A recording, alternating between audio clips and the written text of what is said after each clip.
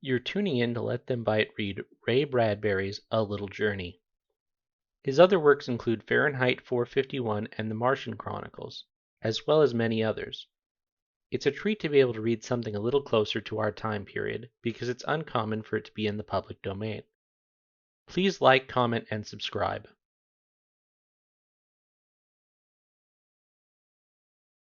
There were two important things. One, that she was very old. Two, that Mr. Thurkell was taking her to God. For hadn't he patted her hand and said, "Mrs. Bellows, we'll take off into space in my rocket and go find him together." And that was how it was going to be. Oh, this wasn't like any other group Mrs. Bellows had ever joined. In her fervor to light a path for her delicate, tottering feet, she had struck matches down dark alleys and found her way to Hindu mystics who floated their flickering, starry eyelashes over crystal balls. She had walked on the meadow paths with aesthetic Indian philosophers imported by daughters in spirit of Madame Blavatsky. She had made pilgrimages to California's stucco jungles to hunt the astrological seer in his natural habitat. She had even consented to signing away the rights to one of her homes in order to be taken into the shouting order of a temple of amazing evangelists who had promised her golden smoke, crystal fire, and the great soft hand of God coming to bear her home. None of these people had ever shaken Mrs. Bellow's faith, even when she saw them sirened away in a black wagon in the night, or discovered their pictures, bleak and unromantic, in the morning tabloids. The world had roughed them up and locked them away because they knew too much, that was all. And then, 2 weeks ago, she had seen Mr. Thurkell's advertisement in New York City. "Come to Mars! Stay at the Thurkel Restorium for 1 week, and then on into space on the greatest adventure life can offer. Send for free pamphlet. Nearer my God to thee. Excursion rates, round trip slightly lower." Round trip? Mrs. Bellows had thought. But who would come back after seeing him?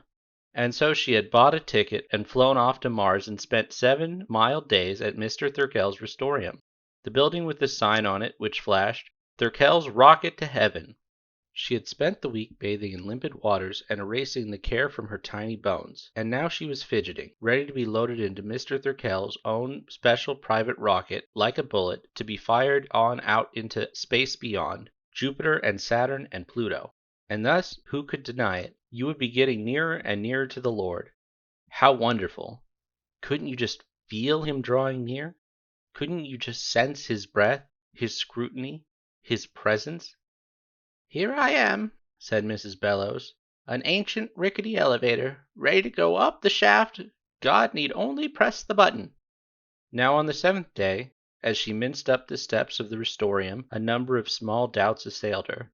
"For one thing," she said aloud to no one, "it isn't quite the land of milk and honey here on Mars that they said it would be. My room is like a cell, the swimming pool is really quite inadequate, and besides, how many windows who looked like mushrooms or skeletons want to swim? And finally, the whole Restorium smells of boiled cabbage and tennis shoes." She opened the front door and let it slam somewhat irritably. She was amazed at the other women in the auditorium. It was like wandering in a carnival mirror maze, coming again and again upon yourself. The same flowery face, the same chicken hands and jingling bracelets. One after another of the images of herself floated before her. She put out her hand, but it wasn't a mirror. It was another lady shaking her fingers and saying, "We're waiting for Mr. Thurkel. Shh!" "Ah!" whispered everyone. The velvet curtains parted.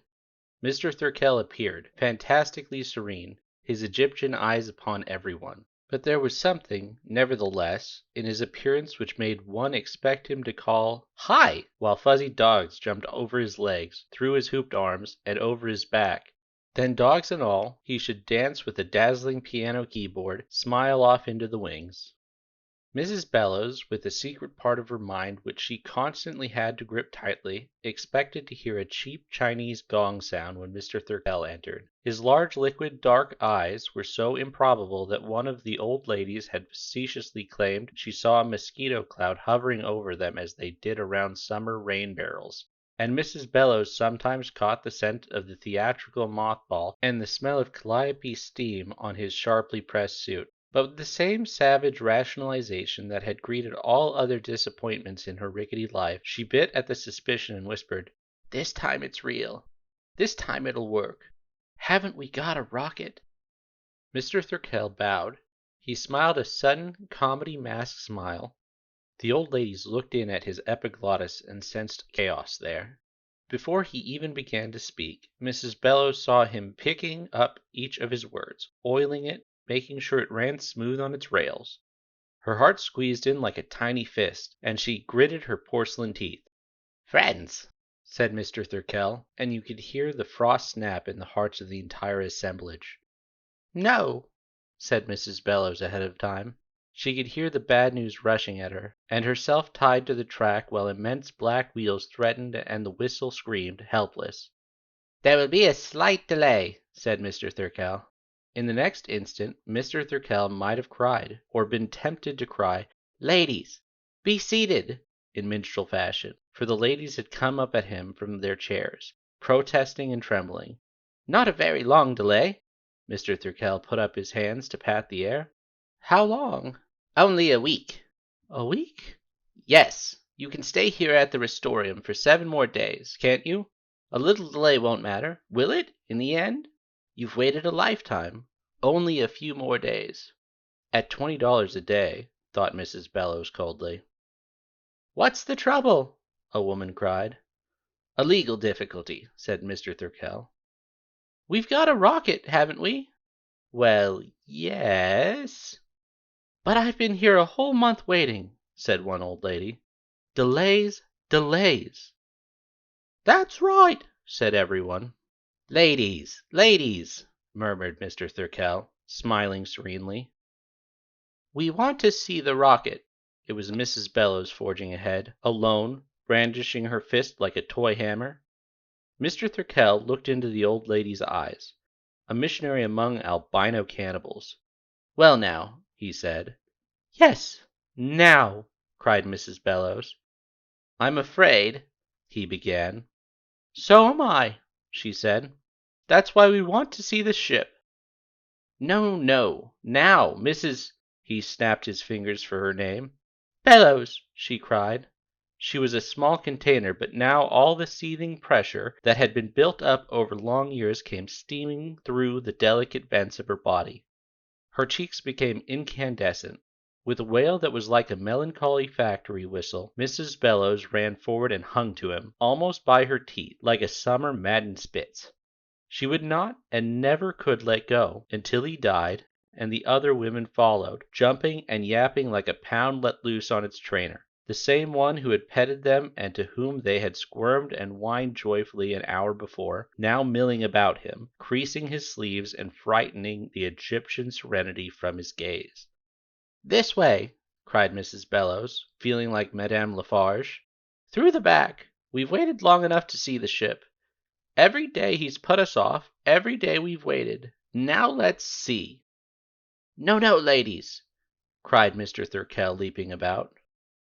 They burst through the back of the stage and out a door, like a flood, bearing the poor man with them into his shed, and then out, quite suddenly, into an abandoned gymnasium. "There it is," said someone. "The rocket!" And then a silence fell that was terrible to entertain. There was the rocket. Mrs. Bellows looked at it, and her hand sagged away from Mr. Thirkell's collar. The rocket was something like a battered copper pot. There were 1,000 bulges and rents, and rusty pipes and dirty vents on and in it. The ports were clouded over with dust resembling the eyes of a blind hog. Everyone wailed a little sighing wail. "Is that the rocket ship? Glory be to the highest!" cried Mrs. Bellows, appalled. Mr. Thirkell nodded and looked at his feet. "For which we paid out our $1,000 apiece, and came all the way to Mars to get on board with you and go off to find him?" asked Mrs. Bellows. "Why, this isn't worth a sack of dried peas," said Mrs. Bellows. "It's nothing but junk." "Junk," whispered everyone, getting hysterical. "Don't let him get away." Mr. Thirkell tried to break and run, but 1,000 possum traps closed on him from every side. He withered. Everybody walked around in circles like blind mice. There was a confusion and a weeping that lasted for 5 minutes as they went over and touched the rocket, the dented kettle, the rusty container for God's children. "Well," said Mrs. Bellows. She stepped up into the askew doorway of the rocket and faced everyone. "It looks as if a terrible thing has been done to us," she said. "I haven't any money to go back home to Earth, and I've too much pride to go to the government and tell them a common man like this has fooled us out of our life's savings. I don't know how you feel about it, all of you, but the reason all of us came is because I'm 85, and you're 89, and you're 78, and all of us are nudging on towards 100, and there's nothing on Earth for us, and it doesn't appear there's anything on Mars either. We all expected not to breathe much more air, or crochet many more doilies, or we'd never have come here. So what I have to propose is a simple thing. To take a chance." She reached out and touched the rusted hulk of the rocket. "This is our rocket. We paid for our trip, and we're going to take our trip."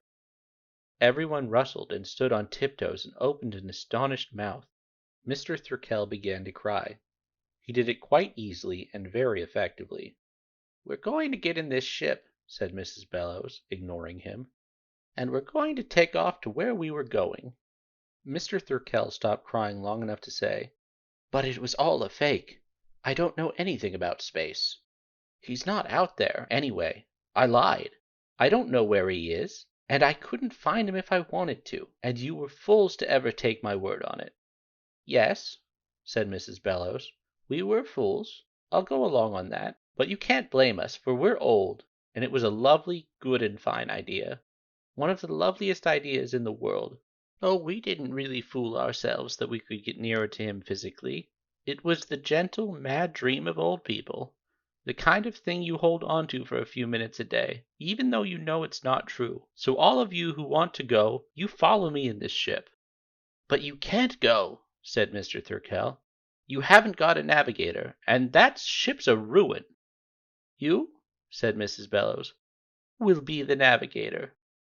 She stepped into the ship, and after a moment the other old ladies pressed forward. Mr. Thurkell, windmilling his arms frantically, was nevertheless pressed through the port, and in a minute the door slammed shut. Mr. Thurkell was strapped into the navigator's seat, with everyone talking at once and holding him down. The special helmets were issued to be fitted over every gray or white beard to supply extra oxygen in case of a leakage in the ship's hull. And at long last the hour had come, and Mrs. Bellows stood behind Mr. Thurkell and said, "We're ready, sir." He said nothing. He pleaded with them silently, using his great dark wet eyes, but Mrs. Bellows shook her head and pointed to the control. "Take off," agreed Mr. Thurkell morosely, and pulled a switch. Everybody fell.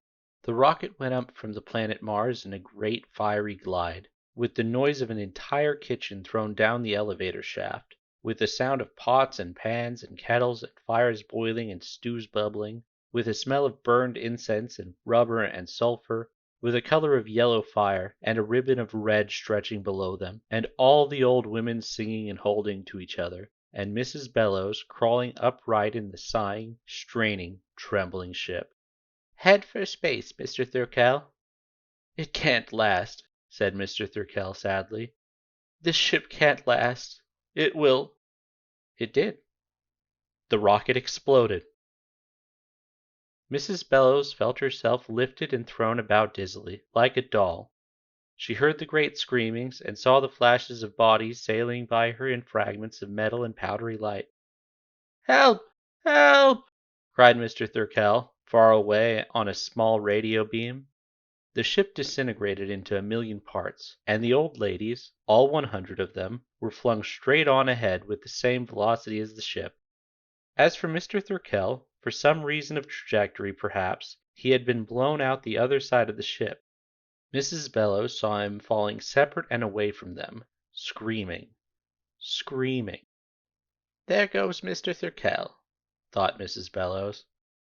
"Here we are, going on, out, and out, and out." There was hardly a sense of motion at all, but she knew that she was traveling at 50,000 miles an hour, and would continue to travel at that speed for an eternity, until... She saw the other women swinging all about her in their own trajectories.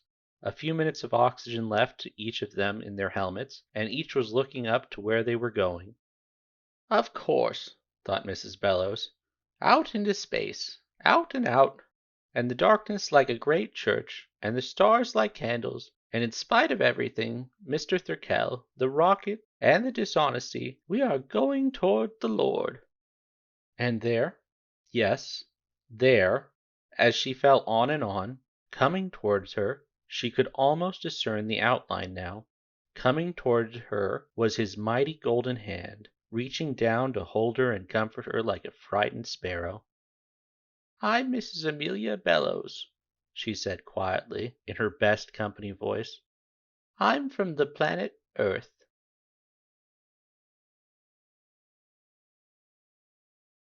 Thank you again for listening to Ray Bradbury's A Little Journey. Please like, comment, and subscribe to hear more stories in the future. Thank you and have a wonderful week.